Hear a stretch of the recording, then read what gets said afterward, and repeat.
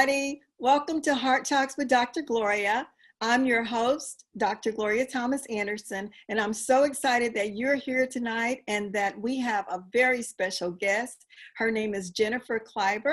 Jenn is a trainer, a consultant, a coach for teachers and administrators as they navigate through the challenges of working with marginalized and struggling students, including English learners, students of poverty, and students of color.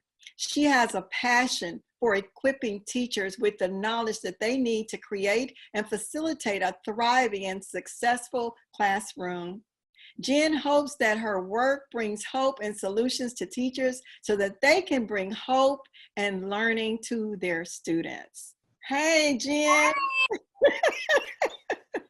It's so nice to meet you. Nice to meet you as well. Yeah. Thanks for having me. Oh, I'm really excited to have you. I've heard a little bit about some of the work that you're doing, so I'd like for you to share that with the audience. One of the things that I know is a need, especially in our educational system, is for teachers to become more self-aware. Tell us a little bit about what it means to be a culturally responsive teacher, and how did that become your passion? Sure. So, being a culturally responsive teacher, kind of like what you were just saying, basically means that you understand that students are going to come from different backgrounds, have different experiences, and that this is going to directly affect their learning.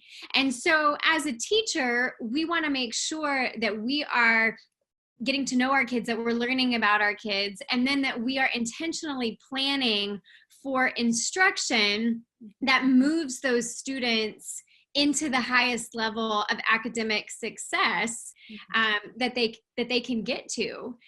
I became very passionate about this because I was not a culturally responsive teacher. I loved my children very much, my students. I taught middle school and then I moved to high school. I was passionate about teaching. I was passionate about them. I worked very hard. I went to their games. But we only see through the lens that we have. You know, we only know that lens until we intentionally learn about other lenses. Yeah. And I falsely assumed that my students all looked through the same lens that I looked through. Now, I knew that they had different backgrounds. I knew that they had different lived experiences, but I was not culturally responsive in my teaching.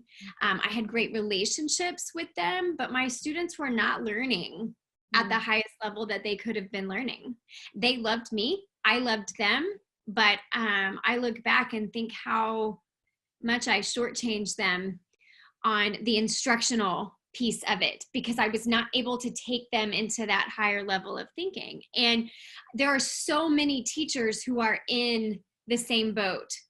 And so often professional development is either centered around developing relationships and classroom management or instruction. And culturally responsive teaching combines the two. Yeah. And so it's meeting your kids where they are so that you can move them into that academic success. And that gets me really excited. Yeah, that's awesome. That's awesome. You know, I'm a teacher too. I'm a professor. And I've done a lot of work around cultural competency. And I think that's why I'm so excited to know the work that you're doing, is because it's so important for people to really understand that we all look at the world through different lenses based on our own lived experiences, exactly as you've said. And so when children come into our classrooms, or young adults, or whomever it is, when they come into our classrooms, they come knowing some things. They don't come empty, right? Yes. Amen. Yes. Yeah, and we can learn from them just as much as what we have to share with them. They can share with us. So it's really, we're learning together. I think that that's part of what culturally responsive teaching is, in my opinion. It is not being the expert of someone else's life. Yes. So actually our foundational step, the first step, when I work with teachers that we have for being a culturally responsive teacher, is building an alliance. Mm-hmm. And it's building an alliance with the students. It's building an alliance with the families mm-hmm. of the students. And that goes past just a relationship. That is having common goals. That is listening to the students, knowing what is their goal, because a lot of times we may say things like, you got to get these papers in. They need, you're missing these grades. You're not going to be able to graduate if you don't get these grades in. And they're looking at their parents who maybe graduated, but are still living in a system of poverty. Mm-hmm. And they're thinking, what's that going to do for me? Mm-hmm. Right? That's not going to do anything for me. Mm-hmm. And so that's not their leverage point. Right. But just like you said, Dr. Gloria, I love how you say that everybody's bringing something. Yes.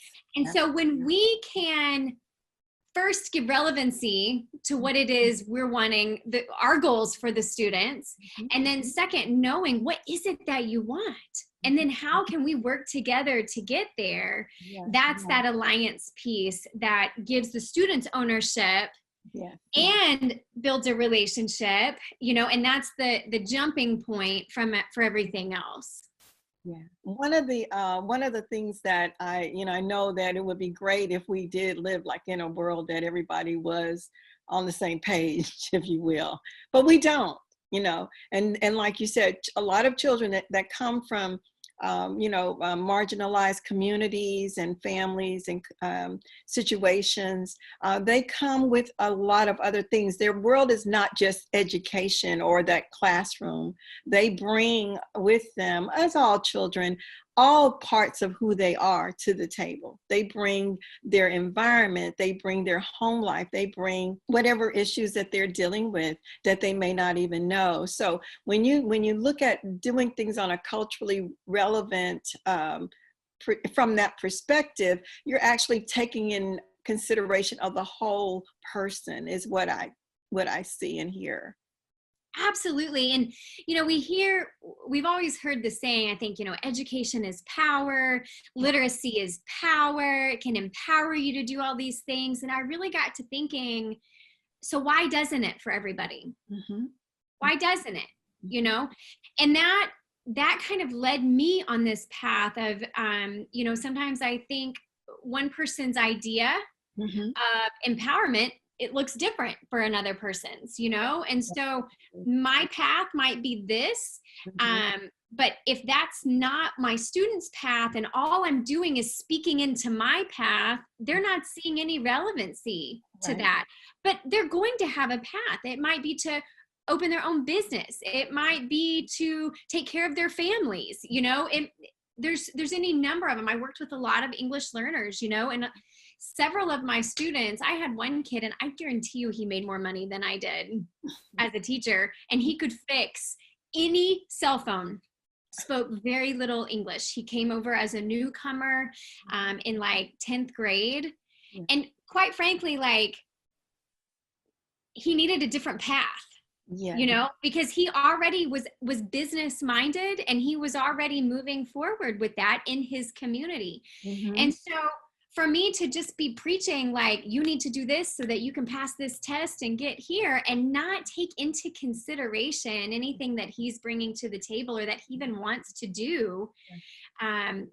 What type of English are we teaching him? Are we teaching him business English, or am I still trying to teach him college English? Yeah. I only have a little bit of time with him. Let's make this meaningful. Yes, absolutely. Absolutely. Well, that is exactly what I see being culturally responsive as being, is that you're considerate of the person, of who they are, where they come from. You're not judging. You're not passing on any biases that you might have, implicit biases that we all have about things and people, but you're aware of that. That is the key. I think being aware that you have those biases within you based on your own social conditioning, correct? And so that kind of, also children, or what I've learned about people, but even especially with children, is that when they see that you care about them, even if you don't know how to culturally relate, because you don't really get that kind of training. There's not much time. You're right. It's professional development or it's instructional, but that people part that's really critical to the development of that child is something that I think that we have to take on our own to look at. And it does begin with just doing self-assessment, that self-reflection to see, how am I contributing to this person's development in a way that's going to benefit them. I agree 100%. And, when I work with teachers, I am very open right up front that being a culturally responsive teacher takes investment. Like you can't get around it. It is intentional. It takes work to look at yourself. It's intentional in your planning. You can't just wing it. You can't just throw out worksheets. Right. If you're going to really plan as a culturally responsive teacher, you've got to look at different learning styles. You've got to look at those different pieces too. You have to know your kids, and there are some schools that maybe don't need culturally responsive teachers. And if you're not willing to be one, then this isn't the place for you. I really look at it as you're making a choice. You get to choose. In America, that's a great thing. And as a teacher, there are a trillion different places that you can be a teacher. And so if you're going to choose to work in a school that needs culturally responsive teachers, if you are not one, you are doing a lot of damage. Yes. And nobody's got time for that. So that is really where, I think that intentionality is important.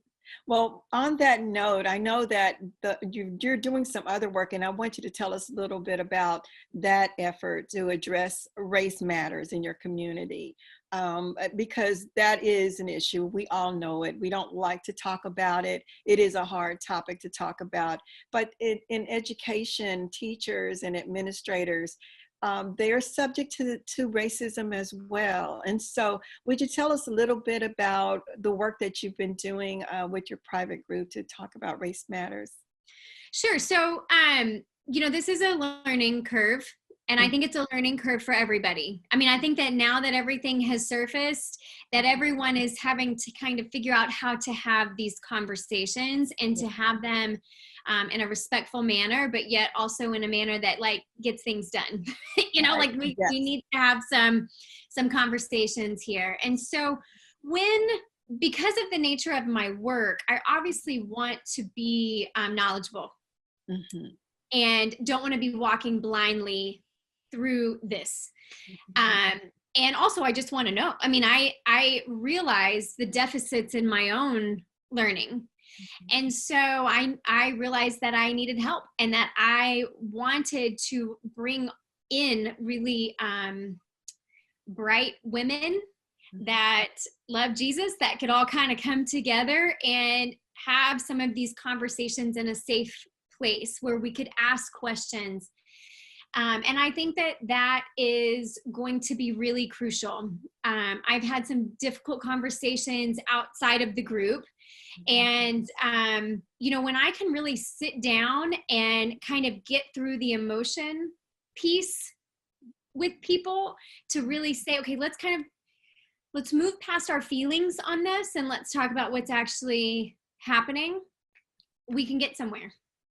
And I had a conversation just the other day with a friend who spoke her opinion very quickly and emotionally. And then I said, okay, so I disagree with you on a few points. And I share, and she was like, sure. And so as I kind of started sharing the perspective that I have learned and gained from my group, she said, because it's not stuff that you hear in the news, right? It's the stuff that you hear from talking to people, from getting a relationship with people, from being open to listening to the different perspectives. And, I think, again, it goes back to an alliance. And we talked about that in the group. There's a goal here, and the goal is unity. But in order to get to unity, we need to get clarity. And so that's what's happening here. But after I was able to really talk with her, she said, I agree with you with everything you said, but I hadn't thought of that. Wow. And those are the types of conversations that we need to have, but it's not going to happen in a mass thing. It's going to happen through those one-on-one conversations where we already have a relationship with people. And then we can sit down and say, okay, I respect you. You respect me. You're telling me what you know. Let me tell you what I know. And then, have those. And that group, that round table group of diverse women, that's what that brings, is those different perspectives. Everybody's looking at different things, thinking through different things. And so when we can come together on that, it helps us have conversations outside of the group as well. Right. Yes. Race matters are something, well, it is an issue in our country. We know that. And, me being a Black woman, I've experienced racism all of my life. And so for me to have a conversation with someone like a white colleague, for example, called me when George Floyd was murdered. And he was reaching out to me because he admitted that he had white privilege, and that he felt that he needed to understand some of that more, because it really hadn't appeared. He didn't really know that existed, that type of spirit, if you will, against a person because of the color of their skin. He didn't really know that some police had that type of intent to actually murder someone. And it disturbed him as a white male. And he was calling to kind of find out from me, what could he do in terms of helping to make this better in his own community. And one of the things I said to him is exactly what you're doing. Talk to your friends, and not in a judgmental way or to argue with them, because everybody gets defensive when you come at them. If they really believe a certain value or a thought, that you come at them and say that's not true, they will jump to the opposite and start to try and defend that position.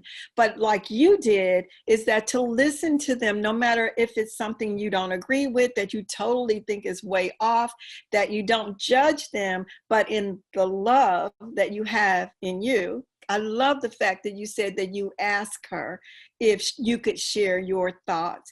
That's another thing that I think helps to kind of take down that anger some notches, and sometimes that negative response, just by saying, may I share my thoughts of what I think, and then by doing that, and doing that in a spirit of love and unity, and not in, to argue or to prove that you're right about something, that I do believe is the beginning of change for a lot of hearts to be changed toward what has been a part of our history in this country for over 400 years now. It's just there, and it's so ingrained in our institutions, in our way of life, that it's almost like the air you breathe without thinking, if you're not impacted by it. So I have respect, for people like my colleague who could see that, oh, something I'm missing here. It didn't occur to me that this was happening, and that this has been happening. What can I do to be an ally? What can I do to advocate for social justice? So yeah, and I appreciate that you acknowledge that for him. And I think that there are people, unfortunately, that unless Jesus gets a hold of them, like, they're not going to change. And I think that we have to have conversations with people who are open to have the conversations with us, to at least start, and then maybe it'll move out, right? We pray for that. Mm-hmm. And I think that the thing that has helped me the most in this is to assume positive intent, right? To always assume positive intent. Does that mean that everybody has positive intent? No, but when he reaches out to you, or even if I ask a dumb question, like I have good intentions, right? Yeah. And what we need to learn is intent versus impact, and that is on us. You know, if we have positive intentions but it has a negative impact, we need to learn from that. Yeah. But I think that if we can have conversations assuming positive intent, we're going to get so much further than always assuming that somebody is out to get us. Yes. You know, and that has been really helpful in having those conversations as well. But wow, well, this has been wonderful. I'm really glad to talk with you, and I'm sure our audience is also appreciative of the conversation that we've had, and hopefully it can, give other people an idea of how to approach this, and just basically being honest and being patient. And I love, now I've been saying this, having more grace toward others, having more grace because of the times we're living in and all of that people are going through, and the psychological distress on so many people with, with all of the natural disasters and issues going on with the pandemic. But then to add race to that as a real high priority, I'm glad it's there. As a Black person, I'm glad it is in the forefront of our thinking right now. But in terms of how do we process this and how do we make change, it does take an individual to individual, a family to a family, a community to a community to reach the society level and then beyond that. So thank you so much. Is there anything else that you'd like to say to our audience about your work or just on this topic? Well, I appreciate you having me on. I think that this too is a step. Our common goal is unity and being able to understand where everybody is coming from so that we can unite, even being different, and how that's such a good and beautiful thing. And so I appreciate you having this conversation.